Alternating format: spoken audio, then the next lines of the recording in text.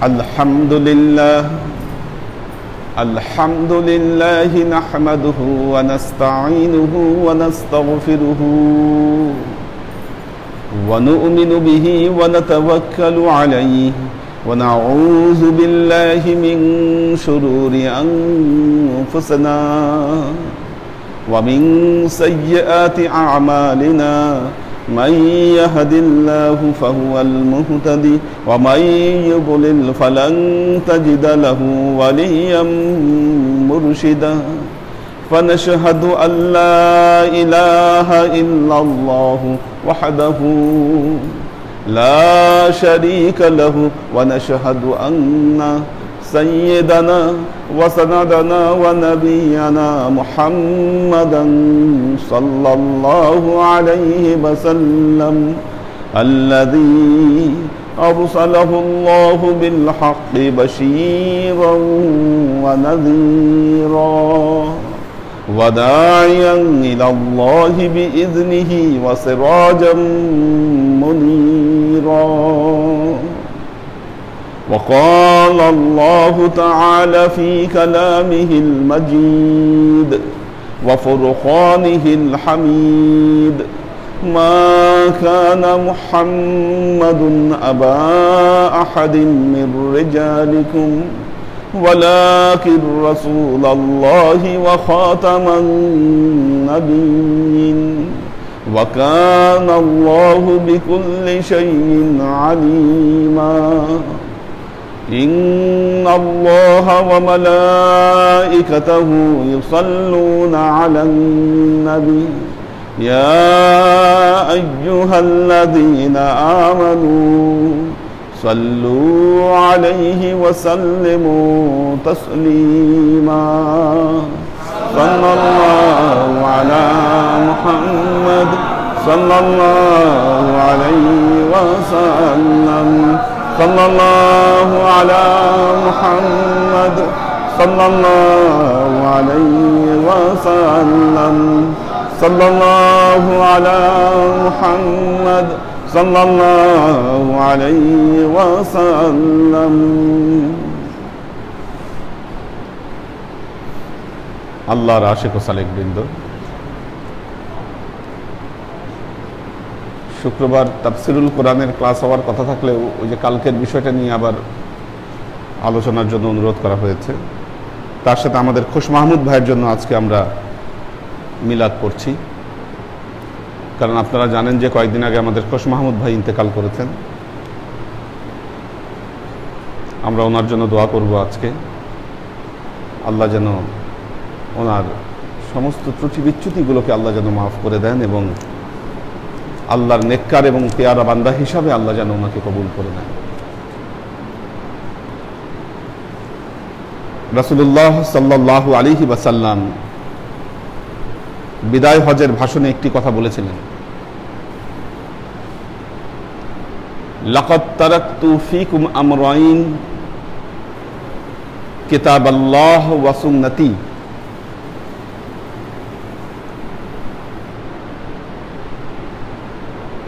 আমি তোমাদের কাছে দুটো জিনিস রেখে যাচ্ছি, একটি আল্লাহর কিতাব, আরেকটি হলো সুন্নতি, আমার সুন্নাত। দুটো জিনিস দেখুন, আল্লাহর নবী কিন্তু দুটো জিনিসের কথা বলেছেন। একটা হলো কোরআন, কিতাব আল্লাহ, আল্লাহর কিতাব। দ্বিতীয় কথা কি বললেন? সুন্নতি, আমার সুন্নত আমি রেখে যাচ্ছি। এখানে কিন্তু হাদিসের কথা বলেন নাই, আল্লাহর নবী কিন্তু এ কথা বলেন নাই যে হাদিসই। কেন বলেন নাই? কারণ ওই সময় হাদিস বলতে কিছু ছিলই না। তাহলে সুন্নাতের ডেফিনেশন কি ছিল? সুন্নাতের ডেফিনেশন ছিল আল্লাহর নবীর কথা, কাজ এবং তার মৌনতা সম্মতি। এই তিনটা বিষয় ছিল সুন্নাহ। রাসূলুল্লাহ সাল্লাল্লাহু আলাইহি ওয়াসাল্লাম যে কথাগুলো বলেছেন, আল্লাহর নবী যা করেছেন এবং যেই সমস্ত কাজ নবীর সামনে করা হয়েছে, আল্লাহর নবী সেগুলো দেখে চুপ থেকেছেন। এই তিনটি হচ্ছে সুন্নাতের পরাকাষ্ঠা। সুন্নাতের স্বরূপ হচ্ছে এই তিনটা জিনিস।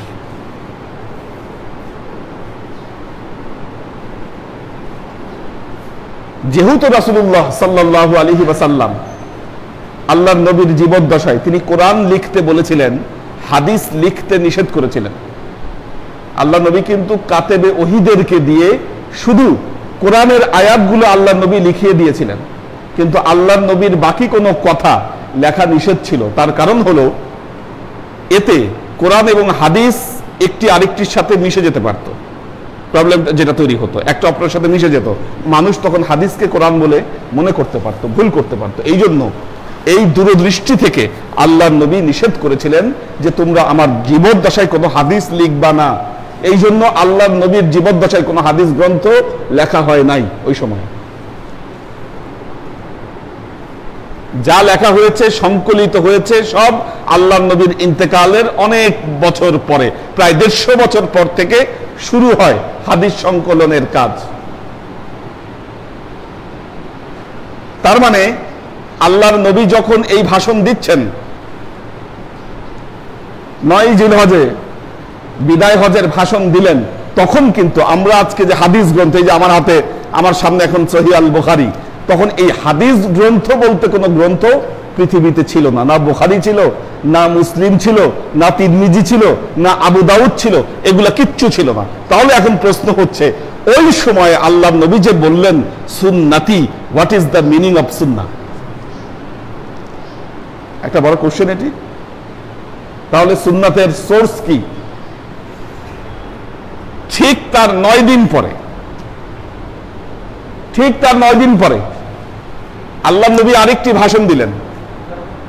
মক্কা থেকে মদিনার মধ্যবর্তী জায়গায় আরেকটি ভাষণ দিলেন আল্লাহর নবী, যে ভাষণের বর্ণনা সহিহ মুসলিম, আবু দাউদ, তিরমিজি সব কিতাবগুলোতে এই ভাষণের বর্ণনা এসেছে। আল্লাহর নবী তখন উটের পিঠে দাঁড়িয়ে, ওই ভাষণও উটের পিঠে দাঁড়িয়ে দিয়েছেন আল্লাহর নবী।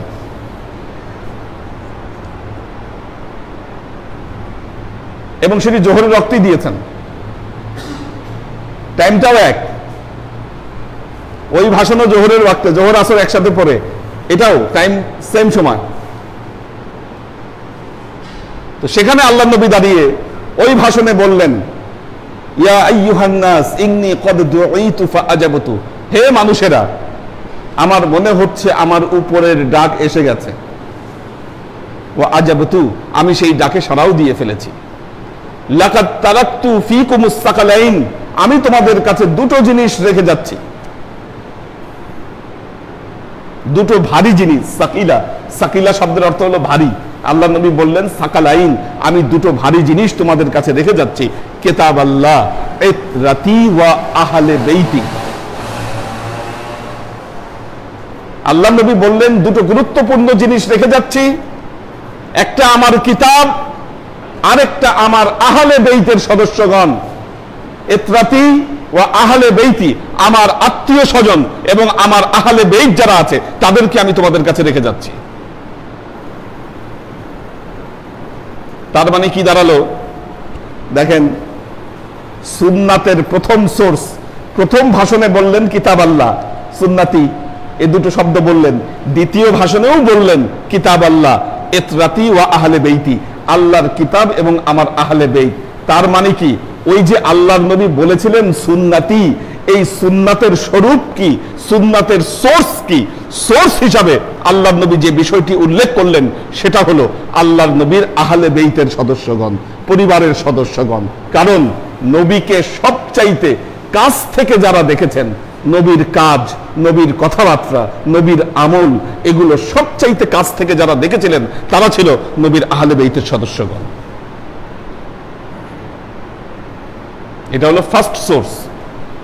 হ্যাঁ, হাদিসকেও আমরা সুন্নাতের সোর্স বলছি, এটা সেকেন্ডারি সোর্স, এটা সেকেন্ডারি সোর্স, কিন্তু বেসিক সোর্স হচ্ছে আহলে বেইতের সদস্যগণ, সুন্নাহ।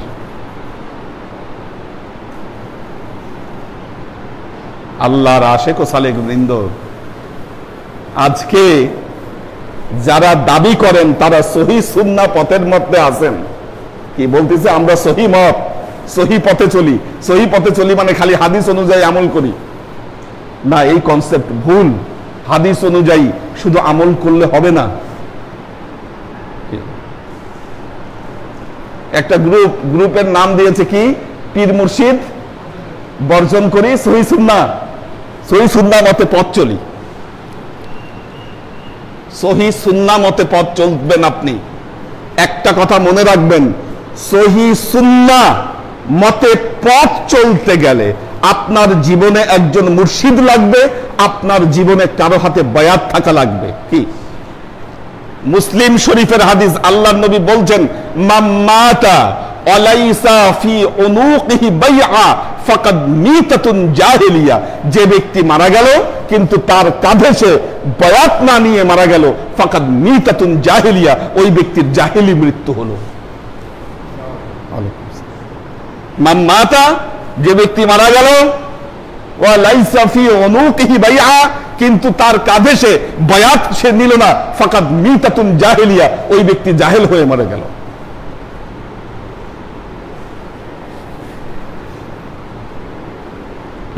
আল্লাহর নবীর জীবদ্দশায় যত সাহাবী ছিল, এমন কোন সাহাবী ছিল যিনি আল্লাহর নবীর হাতে বায়াত পড়ে নাই?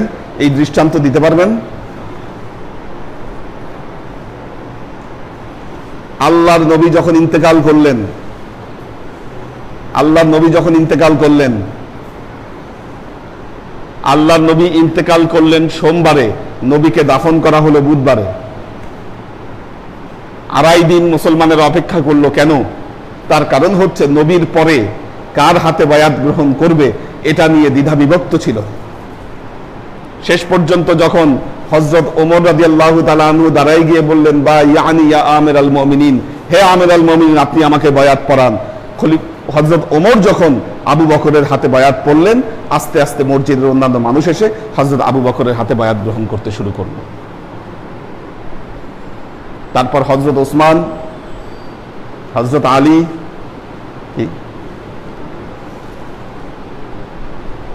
কারবালার হৃদয় বিদারক যে ঘটনা, কারবালার যে ট্র্যাজেডি, এই ট্র্যাজেডি ঘটেছিল একটি কারণে।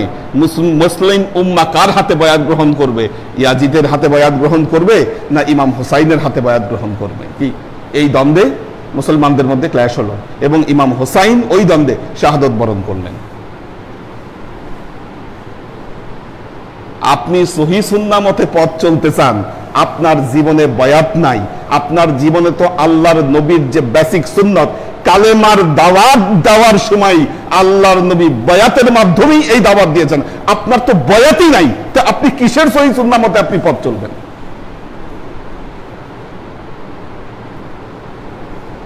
দেখেন জীবনে ওলি মুর্শিদ কেন প্রয়োজন? একটি হচ্ছে দালিলিক কারণে প্রয়োজন, আর একটি হলো যৌক্তিক কারণে প্রয়োজন। দুটো কারণ, একটা দালিলিক, একটা যৌক্তিক। দালিলিক মানে যেটা একেবারে নাস, কোরআন এবং হাদিসের দলিল অনুযায়ী যেটা প্রতিষ্ঠিত, সেই কারণে আপনার জীবনে একজন হাদি মুর্শিদ থাকতে হবে। দ্বিতীয়ত হচ্ছে যৌক্তিক কারণে। আল্লাহ বলছেন এই কোরআন তাদের জন্য হেদায়েত স্বরূপ যারা ভাবে, মাথা খাটায় যারা, তারাই কোরআন হাদিস থেকে হেদায়েত নিতে পারবে। আপনার মাথাকে না খাটাইলে, আপনি মূর্খ হলে, বেকুব হলে, বেকুবের মতো কথা বললে কোরআন হাদিস থেকে আপনি হেদায়েত পাবেন না। যারা বেকুব, এই যে অযৌক্তিক কথাবার্তা যারা বলে পীর মুর্শিদ বর্জন করি, সহি সুন্নাহ মতে পথ চলি, আরে বাবা!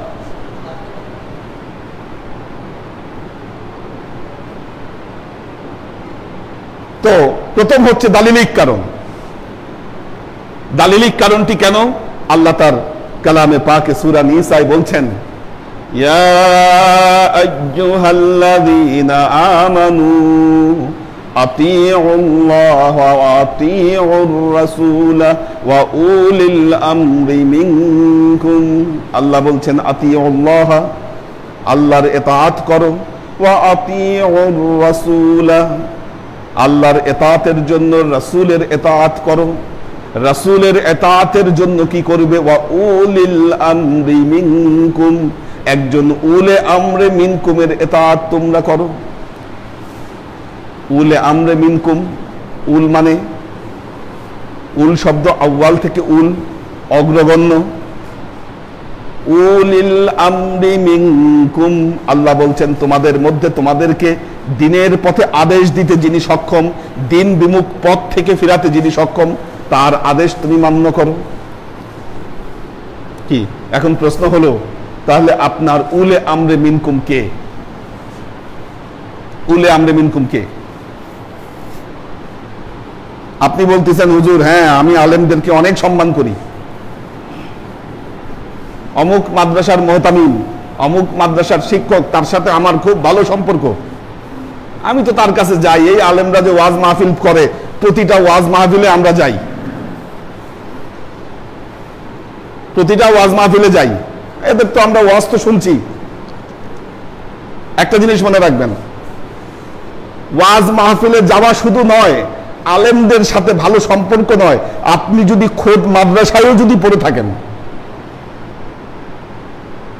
বাংলায় দুটো শব্দ ব্যবহৃত হয়, একটি হলো শিক্ষক, আরেকটি হলো গুরু। এই দুটো শব্দের মধ্যে পার্থক্য বুঝেন কি? দুটো শব্দ, একটা হলো শিক্ষক, আরেকটা হলো গুরু। দুটো শব্দের মধ্যে পার্থক্য আছে। শিক্ষক 1000টা হতে পারে, 100টা হতে পারে। কি আপনি এখন ফ্রেঞ্চ ল্যাঙ্গুয়েজ শিখবেন, আপনি ফ্রেঞ্চ ল্যাঙ্গুয়েজ শিখতে চান, এখন ভর্তি হন আলিয়াস প্রসেসে, কি ওখানে যিনি পড়াবেন তিনি আপনার শিক্ষক।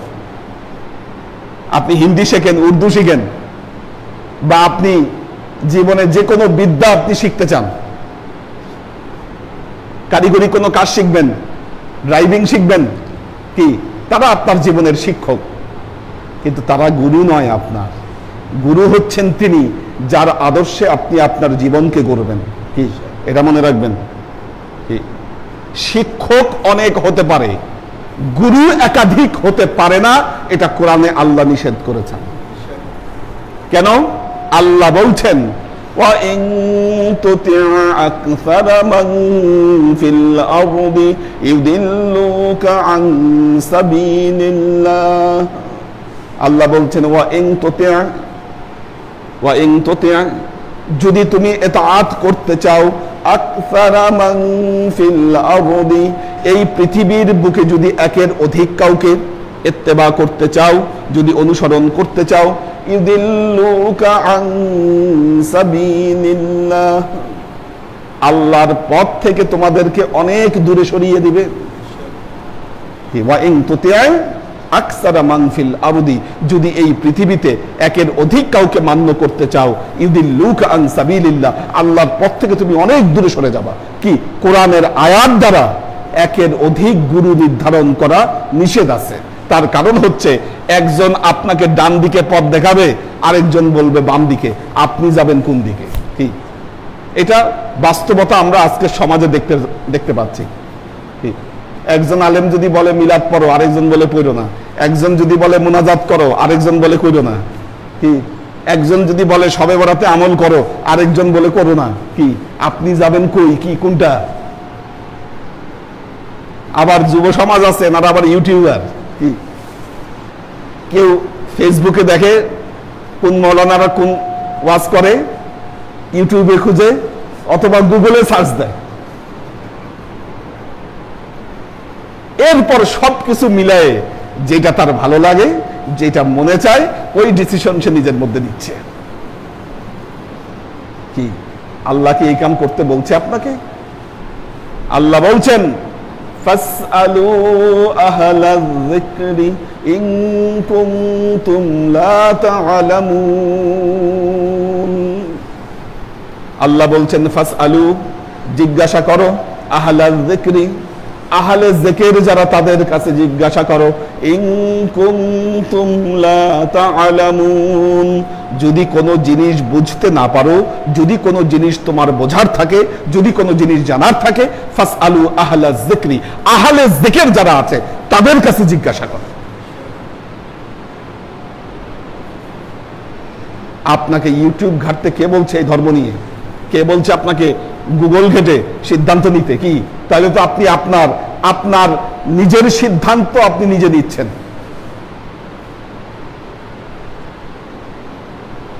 দালিলিক কারণ হচ্ছে সূরা নিসায় আল্লাহ বলেছেন। আরেকটি বলেছেন আল্লাহ সূরা লোকমান। সূরা লোকমানে আল্লাহ বলছেন, লোকমান হাকিম তার সন্তানকে উপদেশ দিচ্ছেন, বিভিন্ন উপদেশ দিচ্ছেন। উপদেশ দিতে দিতে তার সন্তানকে বললেন, ওয়াত্তাবি' সাবিলা মান আনাবা ইলাইয়া সুম্মা ইলাইয়া মারজিউকুম ফাউনাব্বিউকুম বিমা কুনতুম তা'মালুন। ওয়াত্তাবি' ইত্তিবা করো, সাবিলা তার পথ, মান আনাবা ইলাইয়া যে আমার দিকে অগ্রসর হয়েছে, ওই ব্যক্তির পথ অনুসরণ করো যে ব্যক্তি আমার দিকে অগ্রসর হয়েছে। তাহলে কি হবে? সুম্মা ইলাইয়া মারজিউকুম, তাহলে তোমাদের মারজা হব আমি আল্লাহ। তারপর কি হবে? ফাউনাব্বিউকুম বিমা কুনতুম তা'মালুন, আমি আল্লাহ তোমাদের কর্মফল পরিপূর্ণভাবে তোমাদের হাতে বুঝিয়ে দিব। তোমাদের কর্মফল আমি তোমাদেরকে বুঝিয়ে দিব।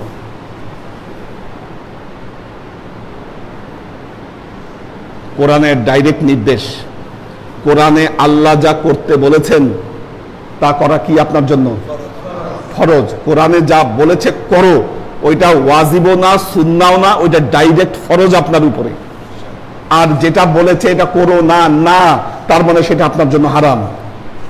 কি এখন আল্লাহ বলেছে তুমি উলে আমরে মিনকুম গ্রহণ করো, আপনি কারো হাতে বয়াত পড়েন নাই, আপনার জীবনে কোনো মুর্শিদ নাই, তাহলে আপনি এই যে ফরজ যে দায়িত্ব এটি আপনি পালন করেছেন কিনা? কি সব ফরজের আগে এই ফরজের খবর জিজ্ঞাসা করবেন যারা আপনার সাথে বাহাস করতে আসে। কি সব ফরজের আগে এই ফরজের খবর নেন। মিয়া তুমি আমার খবর নিতে আসছো, তোমার এই ফরজের খবর কই?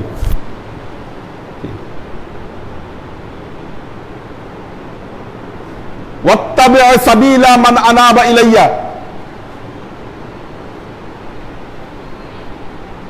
দেখুন কার হাতে আপনি বয়াত গ্রহণ করবেন, কার হাতে বয়াত গ্রহণ করবেন আপনি? তাহলে আল্লাহ বললেন যে উলে আমরে মিনকুম বা ওয়াত্তাবি' সাবিলা মান আনাবা ইলাইয়া, ওই ব্যক্তির পথ গ্রহণ করো যে আমার দিকে অগ্রসর হয়েছে। বা এখানে বললেন একজন উলে আমরে মিনকুমকে ইত্তেবা করো। এখন কোশ্চেন হচ্ছে কাকে ইত্তেবা করবেন আপনি? একজন ওলি মুর্শিদ, কিভাবে আপনি তাকে নির্বাচন করবেন একজন ওলি মুর্শিদকে? প্রথমত হচ্ছে যিনি মুর্শিদ হবেন অবশ্যই তার সিলসিলা রাসূলুল্লাহ সাল্লাল্লাহু আলাইহি ওয়াসাল্লাম পর্যন্ত জারি থাকতে হবে। যদি সিলসিলা মুহাম্মদ মুস্তাফা সাল্লাল্লাহু আলাইহি ওয়াসাল্লাম পর্যন্ত জারি না থাকে, ওই ব্যক্তি রুহানি ভাবে আল্লাহর নবীর ফায়েজ প্রাপ্ত হবেন না। ধর্মীয় শিক্ষার গভীরতা কেন হারাচ্ছে জানেন?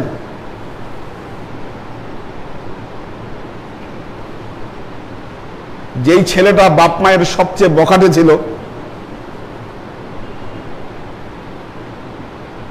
বা যেটা রাস্তায় রাস্তায় ঘুরছে এক সময়, বাপ মা জোর করে ধরে নিয়ে মাদ্রাসায় ভর্তি করছে, তারে কোনো মতে পালায় পুলে আবার মাদ্রাসায় গিয়ে কোনো মতে শেষ করছে মাদ্রাসার ডিগ্রি। এরপর মাথায় টোপকা টাপকি লাগায় বিশাল মৌলানা হয়ে গেছে সে। এদের কথাবার্তার মধ্যে দেখবেন কি যে রূঢ়তা, মানুষের প্রতি সামান্য মর্যাদাবোধ না থাকা। এই সমস্ত বক্তব্য দিয়ে এরা মানুষকে বিভ্রান্ত করছে। বহু মানুষ দেখবেন তাদের কথা বলার ভঙ্গি, মুখভঙ্গি দেখলেই বুঝবেন যে ভেজাল আছে সামনে ভেতরে। না মানুষকে সম্মান করতে জানে, না কোনো আদব জানে তারা।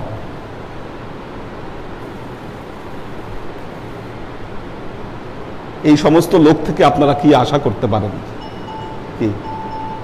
দ্বিতীয়ত হচ্ছে আর রাসিখুনা ফিল ইলমি, ইলমের রাসিক থাকতে হবে। কি রাসিক আর রাসিখুনা ফিল ইলমি, এই ক্ষেত্রে দুই প্রকার জ্ঞান, তিন প্রকার জ্ঞানের কথা বলা হয়েছে। সহিহ বুখারীতে হাদিসে জিবরাইলে যে হাদিসটি বর্ণিত হয়েছে, জিবরাইল আমিন এসে আল্লাহ নবীকে তিন প্রকার জ্ঞানের কথা বললেন। আল ইলমাল ঈমান, আল ইলমাল ইসলাম, আল ইলমাল ইহসান। তিন প্রকার জ্ঞান, ঈমানের জ্ঞান, ইসলামের জ্ঞান এবং ইহসানের জ্ঞান। যখন আল্লাহ নবীকে প্রশ্ন করা হলো আখবিরনি মাল ইহসান, ইহসান কি আমাকে বলেন, আল্লাহ নবী বললেন আনতা আবুদুল্লাহ কাআন্নাকা তারাহু ফাইন লাম তাকুন তারাহু ফাইন্নাহু ইয়ারাকা। এমন ভাবে আল্লাহর ইবাদত করো যেন তুমি আল্লাহকে দেখছো। ওয়া ইন লাম তাকুন তারাহু, যদিও তুমি তাকে না দেখতে পাও, তোমার ভেতরে এই বিশ্বাস রাখো ফাইন্নাহু ইয়ারাকা, আল্লাহ তোমাকে দেখছে। এই যে সম্পর্কের নাম, এই যে বন্দেগীর নাম, যেন তুমি আল্লাহকে দেখছো। আর তুমি যদি আল্লাহকে দেখতে না পাও, বিশ্বাস এটা রাখো, দৃঢ় বিশ্বাস আল্লাহ তোমাকে দেখছে। এই যে সম্পর্ক, এটার নাম হচ্ছে ইহসান।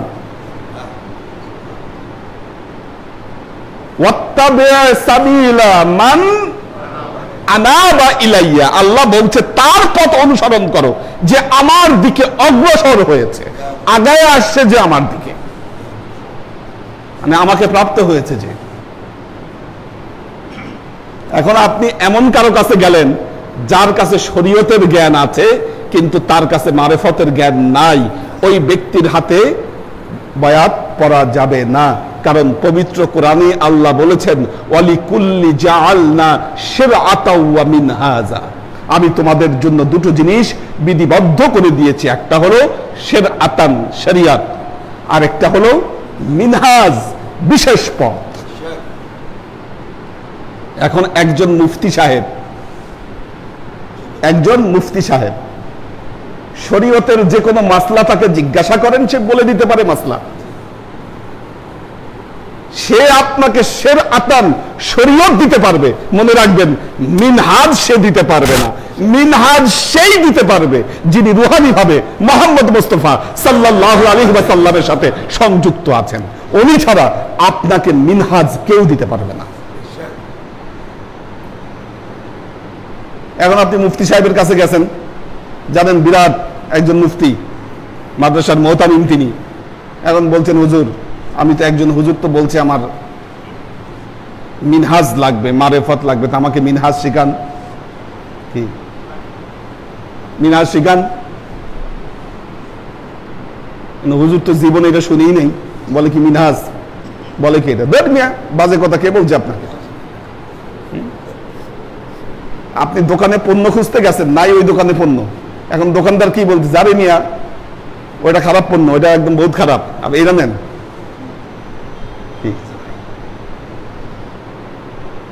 আল্লাহর আশিক ও সালেক বৃন্দ, ওয়ালিকুল্লি জাআলনা শিরআতাও ওয়া মিনহাজা, কাজী আর রাসিখুনা ফিল ইলমি তিনি যিনি এই শরীয়ত এবং মারেফত উভয় প্রকার জ্ঞানে যিনি জ্ঞানী।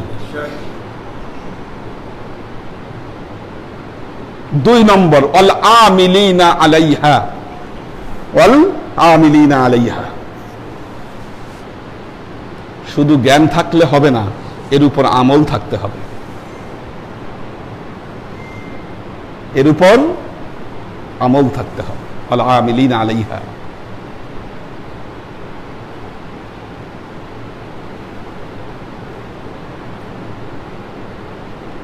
যার আমল নাই,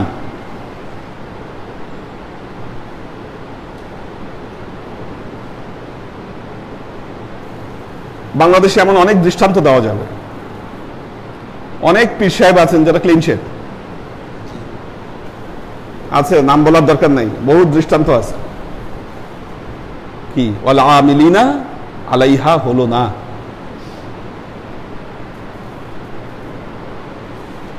অনেক বাবা আছে, যদিও অনেকে মারা গেছেন। একজন ছিল হাঁটা বাবা, খালি হাঁটতো আর ওনার পিছে পিছে মানুষ হাঁটতো। হাঁটা বাবা এক ওয়াক্ত নামাজ পড়তো না, কিন্তু মানুষ যখন হাঁটে ওনার পিছে পিছে বহু মানুষ হাঁটতো, কারণ মনে করতেছে সবাই কি না জানি আছে বাবার ভেতর। আর দেখবেন যে সবাই হাতে খাবার নিয়ে ঘুরতো, কারণ বিশ্বাস ছিল যার খাবার খাবে তার মনের ইচ্ছা পূরণ হবে। কুমিল্লায় একজন ছিল, কুমিল্লার বরুড়া, বিড়ি বাবা, উনিও মারা গেছে। যেই যাইতো তাদেরও বিড়ি খেতে দিত, সবাইকে বিড়ি খেতে দিত। এখন কি ওই বিড়ি বাবা নামাজ পড়তো না। ওই যে আরো আছে শিকল বাবা অনেক আছে। ওই যে শামসুল ভাইদের সাথে ওনাদের এলাকায় এক জায়গায় গেলাম, এতদিন তো এলোমেলো শিকল পরে থাকতো, দেখি শিকল দিয়ে সুন্দর জ্যাকেট বানাইছে, জ্যাকেট বানায় তারপর শিকল পরছে, আর তালা দাবা অনেকগুলা। ওই শিকল বাবাও নামাজ পড়ে না, খালি হাঁটতেছে, উনি ঘুরে বেড়াচ্ছে। আমিলিনা আলাইহা, যদি আমল না থাকে তার হাতে বায়াত করা যাবে না।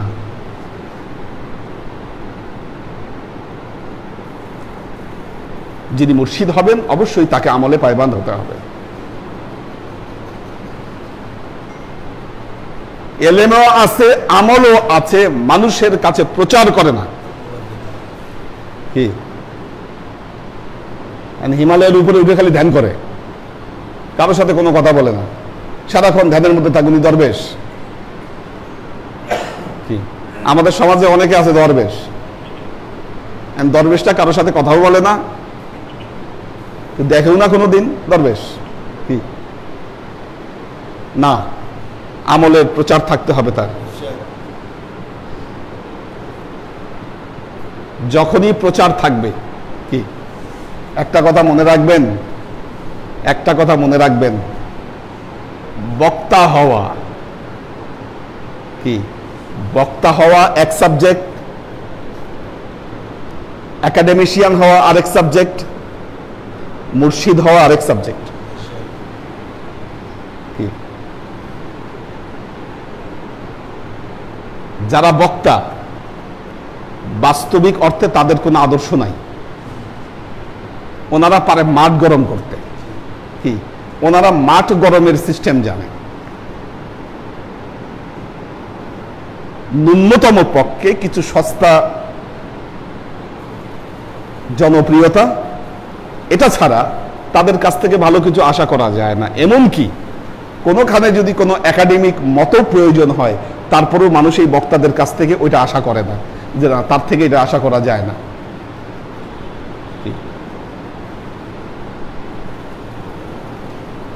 যিনি একজন প্রফেসর, প্রফেসি শব্দ থেকে প্রফেসর শব্দটা বলা হয়, যে না ঠিক আছে, তার থেকে একটা বিষয়, তিনি একটা বিষয়ে এক্সপার্ট, ওনার কাছ থেকে একটা মতামত নেওয়া যায়। কিন্তু বক্তাদেরকে মানুষ ওই জায়গাটাও পর্যন্ত দেখবেন কোনো গুরুত্বপূর্ণ জায়গায় ওনাদের কোনো বক্তব্য নাই, কারণ মানুষের কাছে ওনারা এতটা ওই জায়গাটা আসতে পারেনি, কারণ মানুষ দেখে আসে এক এক জায়গায় এক এক রকম কথা,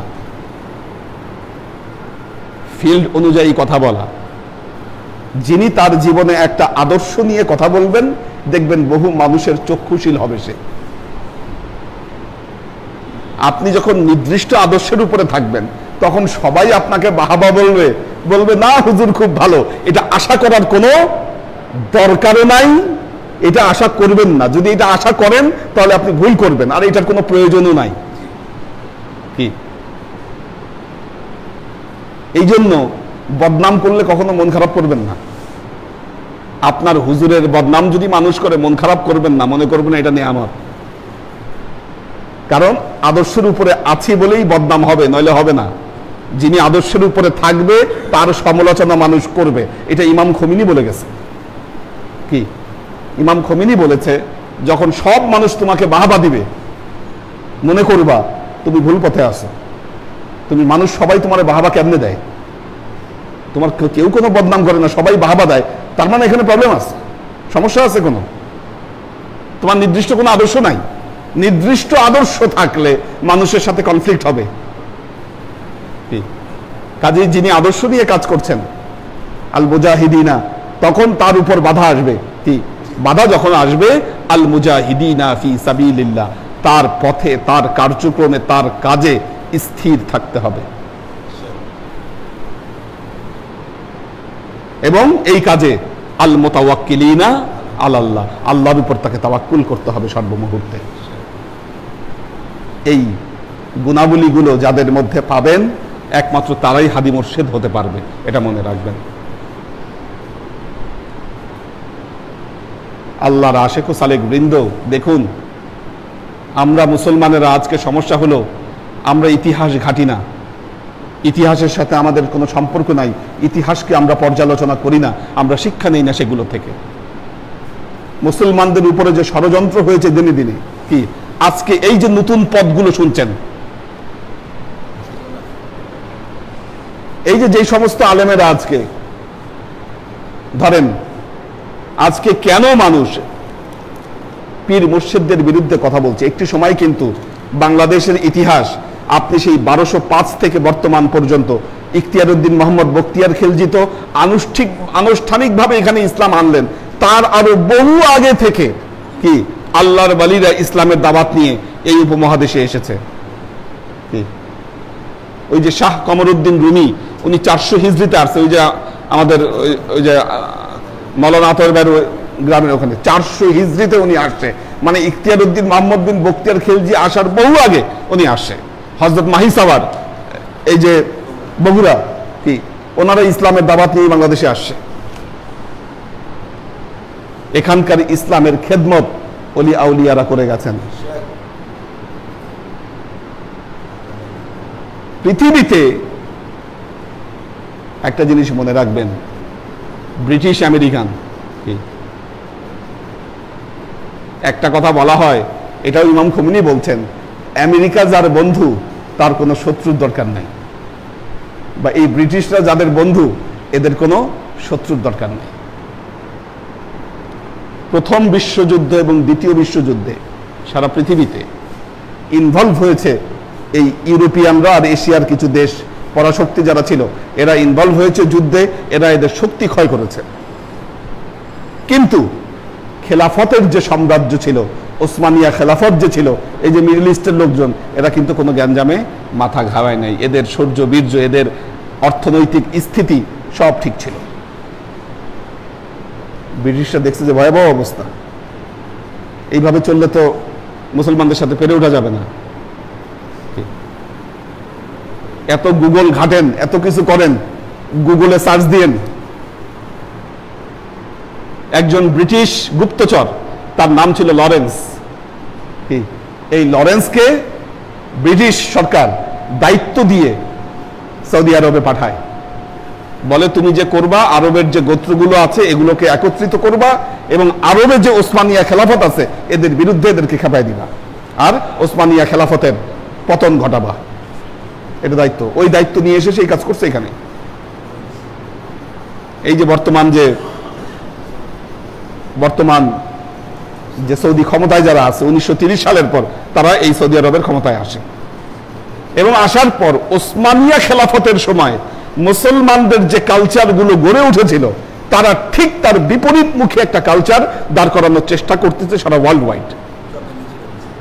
এই জন্য আপনারা একটা জিনিস খেয়াল করবেন, আজ থেকে 30 বছর 40 বছর আগে মসজিদের নামাজ শেষ করে মোনাজাত করলে কেউ কোনো কথা বলতো না, কিন্তু এখন নতুন মাওলানারা সৌদি আরব থেকে পড়ে এসে, কি মদিনা ইউনিভার্সিটি থেকে পড়ে এসে আপনার এই মোনাজাতের বিরোধিতা করছে। কি 30-40 বছর আগে আপনি মিলাদ পড়লে কেউ বলতো না যে মিলাদ বেদাত, শবে বরাতের রাত জাগলে কেউ বলতো না এটা বেদাত। এই যে ওরা যাদেরকে তৈরি করছে পাঠায়, এখন আপনার মাথা খারাপ করতেছে এরা। এবং ব্রিটিশদের তৈরি করা আরেকটা জিনিস মুসলমানদের মধ্যে, আরেকটা দল, আপনারা একটু মাথা ঘামায় চিন্তা করেন, বুঝবেন এক সময়ে জ্ঞান, বিজ্ঞান, অর্থনীতি সব জায়গায় আব্বাসিয়া শাসন আমলের কথা আপনারা চিন্তা করেন, কোন শাস্ত্রে ছিল না, কি জ্যোতির্বিদ্যা, কি রসায়ন, কি চিকিৎসা বিদ্যা, মুসলমানেরা ওয়ার্ল্ডের টপে ছিল। মুসলমানরা এমন এমন কাজ করে দেখাইছে, তখন ইউরোপ আমেরিকার মানুষ এগুলো চিন্তাই করতে পারতো না। ইবনে সিনা, আল বিরুনি, জাবির ইবনে হাইয়ান, এই যে এনারা যে ছিল, কি চোখ বন্ধ করে আছে, চোখ খুলেন। তো এই যে মুসলমানদের শৌর্য বীর্য, ব্রিটিশরা দেখছে এটাকে কেমনে করে ইয়া করা যায়, কেমনে করে থামান যায়। মুসলমানদের মাথায় ঢুকাইছে এক বুদ্ধি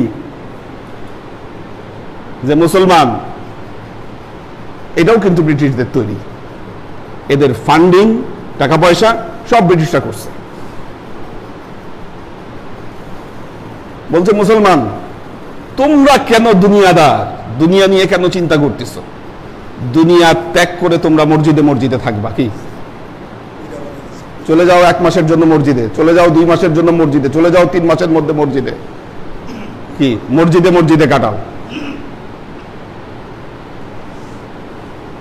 মুসলমান যদি সমাজে কন্ট্রিবিউশন না করতে পারে, তাদেরকে যদি আপনি মসজিদে ঢুকাইয়ে দেন, কি এই যে মুসলমানদের দ্বারা যে সারা পৃথিবীতে খেদমতগুলো হয়েছে, এটা কিভাবে হবে? কোথায় তারা শিক্ষিত হবে? কোথায় তারা অর্থনৈতিক উন্নতিতে কাজ করবে? কোথায় এই কাজগুলো হবে তাদের দ্বারা? এটার কোশ্চেন, এই কোশ্চেনের অ্যান্সার দেন। কি আল্লাহ কি এটা বলেছে কখনো? আল্লাহ বলেছে ফাইদা খুদিয়াতিস সালাত ফান্তাশিরু ফিল আরদি ওয়াবতাগু মিন ফাদলিল্লাহ ওয়াযকুরুল্লাহা কাসীরান লাআল্লাকুম তুফলিহুন।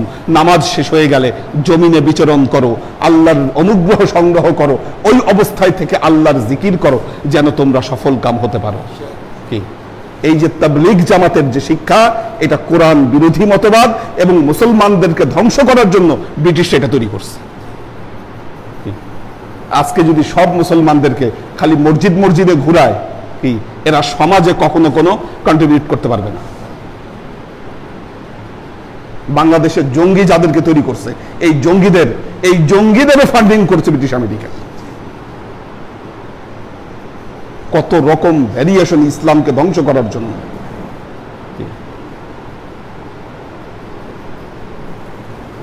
আর আপনারা বলেন পীর সাহেবরা নাকি ব্যবসা করে।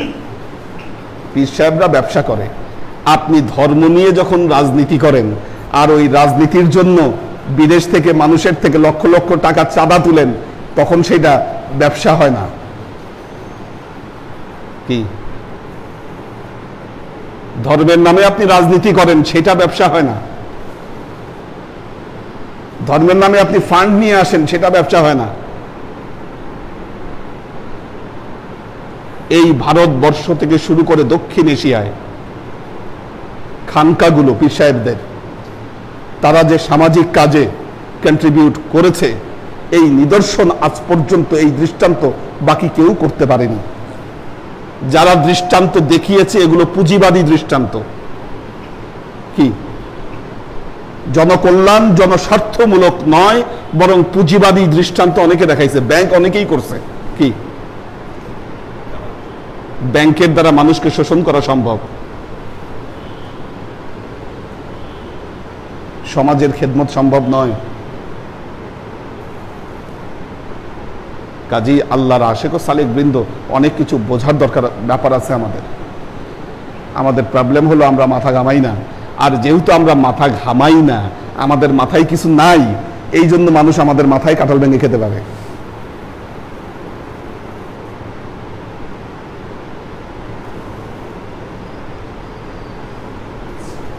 আল্লাহর আশেক ও সালেক বৃন্দ, যাই হোক, আল্লাহ আমাদেরকে রহম করুন। আজকে আমাদের খোশ মাহমুদ ভাইয়ের জন্য মিলাদ। ওনার বড় ছেলে আসছেন, ছোট ছেলে অসুস্থ, এই জন্য আসতে পারেননি। তো আমরা দোয়া করব আল্লাহ যেন ওনাকে যেন কবুল করে নেন। অত্যন্ত অমায়িক একজন মানুষ ছিলেন, সবার সাথে ওনার ভালো ব্যবহার ছিল, কখনো কারোর সাথে তিনি দুর্ব্যবহার করেন নাই। চুপচাপ তিনি দরবারে আসছেন এবং তিনি গেছেন।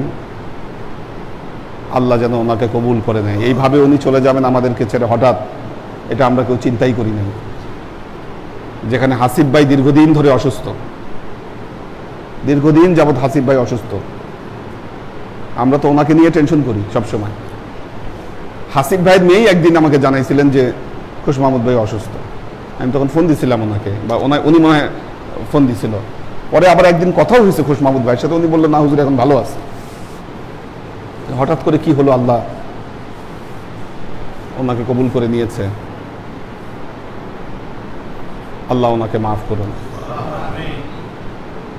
তো আপনাদের কাছে অনুরোধ, আপনারাও দরবারের সাথে যোগাযোগ রাখবেন, কারণ দরবারের পীর ভাই যারা চলে গেছে, যে আজকে ইয়াইয়া ভাই চলে গেছে, ইয়াইয়া ভাইয়ের ছেলেরা কিন্তু আসে নিয়মিত। হ্যাঁ হ্যাঁ, ওই যে ইলিয়াস ভাইয়ের ছেলে আসে, এরা তো এখন দরবারের সাথে কিন্তু যোগাযোগ কমে গেছে। এটা কিন্তু কোনো হওয়া যাবে না। দুনিয়াবি কোনো কারণে আল্লাহর পথ থেকে দূরে সরা যাবে না, তাহলে কিন্তু আল্লাহর কাছে জবাবদিহি করতে হবে। যারা চলে গেছে আল্লাহর রহমতে আমাদের আলী হোসেন ভাইয়ের মেয়েরা কিন্তু যোগাযোগ রাখছে নিয়মিত, দরবারে আসে, ওনারা সুযোগ পেলেই আসে। তরমুজ ভাই চলে গেছে, তরমুজ ভাইয়ের ছেলে আছে, আপনারা তো আসেনি, আপনাদের তো আর নতুন করে বলার কিছু নাই। এনারা সবাই কিন্তু দেখেন সবার আল্লাহর রহমতে এখানে যারা আছে মানে অধিকাংশই দেখা যাচ্ছে যে মানে পরবর্তী প্রজন্ম, পরবর্তী সিলসিলা, এই যে এখান থেকে শুরু করে সব কিন্তু পরবর্তী সিলসিলা, সেকেন্ড সিঁড়ি আর কি। আল্লাহ যেন সবাইকে কবুল করেন। সবাই সূরা ফাতিহা 7 বার, সূরা ইখলাস 9 বার, দরুদ শরীফ 11 বার।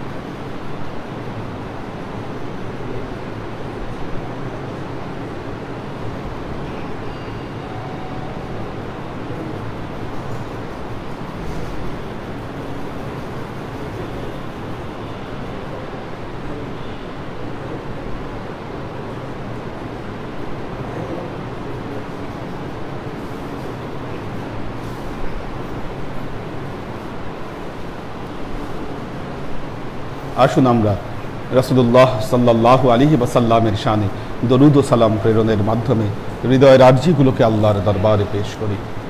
ওয়া আশরাকাল বাদরু আলাইনা ওয়াক্তাফাত মিনহুল বুদুর مثل حسنك ما رعينا قط يا وجه السرور صلى الله على محمد صلى الله عليه وسلم صلى الله على محمد صلى الله عليه وسلم صلى الله على محمد صلى الله عليه وسلم يا حبيبي يا محمد يا عروس الخافقين يا مؤيد يا ممجد يا إمام القبلتين صلى الله على محمد صلى الله عليه وسلم صلى الله على محمد صلى الله عليه وسلم صلى الله على محمد صلى الله عليه وسلم ما رعينا عيسى حنات بالسور إلا إليك والغمام هلك ظلت والملا صلوا عليه صلى الله على محمد صلى الله عليه وسلم صلى الله على محمد صلى الله عليه وسلم صلى الله على محمد صلى الله عليه وسلم وصلوات الله أحمد عدة أحرف الصدور أحمد الحدي محمد سيد وجه المنير صلى الله على محمد صلى الله عليه وسلم صلى الله على محمد صلى الله عليه وسلم صلى الله على محمد صلى الله عليه وسلم بلغ العلا بكماله كشف الدجى بجماله حسنت جميع خصاله صلوا عليه وآله سلموا يا قوم بر صلوا على صدر الأمين مصطفى ما جاء إلا رحمة للعالمين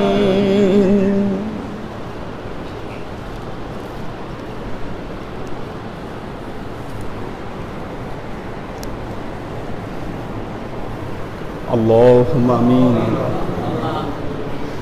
اللهم صل على محمد وعلى آل محمد كما صليت على إبراهيم وعلى آل إبراهيم إنك حميد مجيد اللهم بارك على محمد وعلى آل محمد كما باركت على إبراهيم وعلى آل إبراهيم إنك حميد مجيد ربنا ظلمنا أنفسنا وإن لم تغفر لنا وترحمنا لنكونن من الخاسرين ربنا آتنا في الدنيا حسنة وفي الآخرة حسنة وقنا عذاب النار ربنا لا تزغ قلوبنا بعد إذ هديتنا وهب لنا من لدنك رحمة إنك أنت الوهاب اللهم إنك عفو تحب العفو فاعف عني يا غفور رحيم الودود اللهم نور قلوبنا بنور الإيمان ونور قلوبنا بنور الإسلام ونور قلوبنا بنور الإحسان وزين أخلاقنا بنور محمد صلى الله عليه وسلم اللهم إنا نسألك علما نافعا رزقا واسعا عملا مقبولا شفاء من كل داء قلبا خاشعا ذهنا ذاكرا إيمانا كاملا توبة قبل الموت راحة عند الموت ونزاة بعد الموت اللهم اغفر لحينا وميتنا وشاهدنا وغائبنا وصغيرنا وكبيرنا وذكرنا وأنثانا اللهم من أحييته منا فأحيه على الإسلام ومن توفيته منا فتوفه على الإيمان برحمتك يا أرحم الراحمين يا الله يا رحمن يا مالك الله আমরা এতক্ষণ তোমার দরবারে যে সমস্ত আমলকে উপস্থাপন করলাম তোমার প্রিয় হাবিব হযরত মুহাম্মদ মুস্তাফা সাল্লাল্লাহু আলাইহি ওয়াসাল্লামের শানে যে দরুদ ও সালাম পেশ করলাম ত্রুটিমুক্তভাবে এই আমলগুলোকে তুমি আমাদের তরফ থেকে কবুল করে নাও আল্লাহ তুমি আমলের যাজা আমাদের প্রিয় নবী হযরত মুহাম্মদ মুস্তাফা সাল্লাল্লাহু আলাইহি ওয়াসাল্লামের কাছে পৌঁছে দাও আল্লাহ আমাদের নবীর পরিবার বর্গের কাছে তুমি এর যাজাকে পৌঁছে দাও আমাদের নবীর সাহাবায়ে কেরামের কাছে তুমি এর যাজাকে পৌঁছে দাও এই দুনিয়ার সমস্ত আম্বিয়ায়ে কেরাম সাহাবায়ে কেরাম তাবেঈন তাবেঈন ওয়ালি আউলিয়া গাউস কুতুব আমাদের মা বাবা ভাই বোন আত্মীয় স্বজন আল্লাহ এই দরবার থেকে যত পীর ভাই বোন চলে গেছে সবার রূহে আল্লাহ তুমি এর যাজাকে পৌঁছে দাও আল্লাহ বিশেষ করে আমরা আজকে যার জন্য এই মিলাদের আয়োজন করলাম আল্লাহ তুমি তার রূহে এর যাজাকে পৌঁছে দাও আল্লাহ তুমি তার পূর্বপর সমস্ত গুনাহগুলোকে তুমি মাফ করে দাও আল্লাহ তোমার নেককার বান্দা হিসাবে তুমি আল্লাহ তাকে কবুল করে নাও আল্লাহ তোমার প্রিয় বান্দাদের মাঝে তুমি তাকে স্থান দাও আল্লাহ তুমি তার কবরকে জান্নাতের সাথে সংযুক্ত করে দাও জান্নাতি লেবাস পরিয়ে তুমি তাকে ধন্য করে নাও আল্লাহ জান্নাতি গালিচা দিয়ে তার কবরকে তুমি পরিপূর্ণ করে দাও আল্লাহ আমাদের জীবন থেকে সমস্ত অভাব অভিযোগ বালা মুসিবত দুঃখ কষ্ট রোগ শোককে দূরীভূত করে দিয়ে দৃঢ় হস্তে তোমার দ্বীনের খিদমতের তৌফিক তুমি আমাদেরকে দান করো আজীবন যেন তোমার হেদায়েতের পথে প্রতিষ্ঠিত থাকতে পারি সে তৌফিক তুমি আমাদেরকে দান করো اللهم اجعلنا من الذين لا خوف عليهم ولا هم يحزنون سبحان ربك رب العزة عما يصفون سلام على المرسلين والحمد لله رب العالمين واجعل آخر كلمتنا عند الموت لا إله إلا الله محمد رسول الله صلى الله عليه وسلم